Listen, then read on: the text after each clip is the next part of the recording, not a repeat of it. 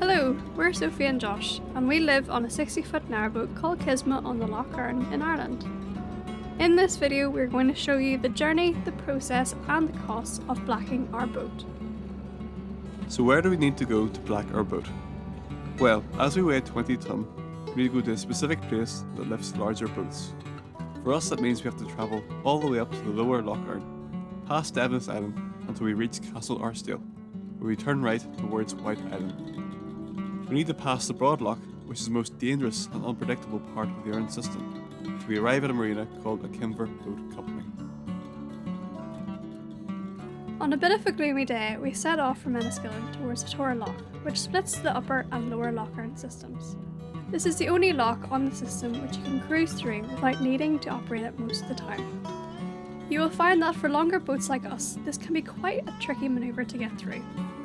The loch will control the water levels during peak months of rainfall.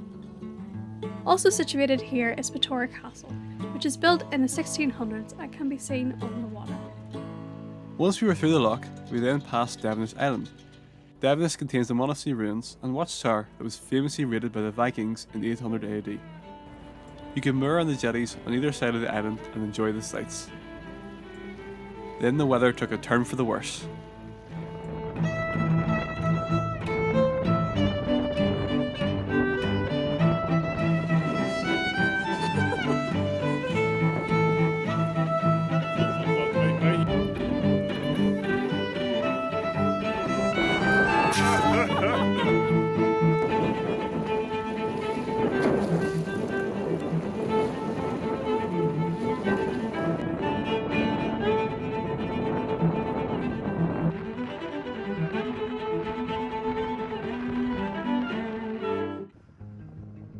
We arrived at Kimber in one piece and moored up for the night. After securing everything inside, Kismet was ready to be lifted out of the water. I was standing on the boat at the time, and this was a scary experience, watching your home being craned up in the air, suspended by only 2 straps.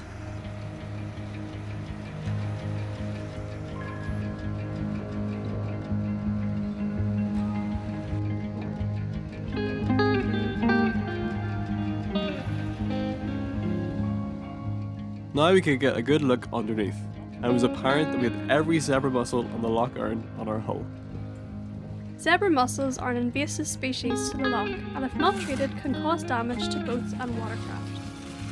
Once we had the satisfying job of scraping off the mussels and collected 2 full wheelbarrows of them, we were able to then power hose the boat, which once dried will be ready for our first coat of blacking the next day. So with the process of blacking, a thick paint called bitumen is added to the steel hull to protect the boat. Blacking is usually done every 2 to 3 years and can take around 3 days to a week to complete. The first coat is the most important and takes the longest as we need to get the paint into every pit of steel. Pinning is when the steel corrodes over time, which for us is pretty minimal. You can also see 2 cylinder pieces attached to the hull. These are magnesium anodes, which are sacrificial metal that will corrode before the steel does. These will need to be replaced when they're worn down, but we don't need to do that until the next time. Blacking is a long, tiring and very dirty job as the paint is a nightmare to get off your skin. So how much did everything cost? We paid £350 for the lift in and out.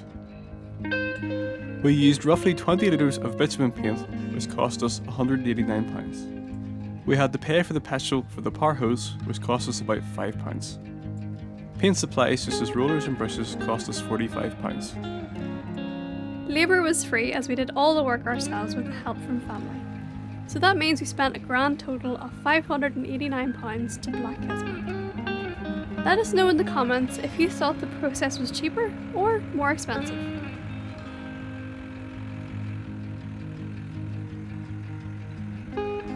After several layers of paint were applied and then dried, Kismet was ready to go back into the water with a nice clean bottom.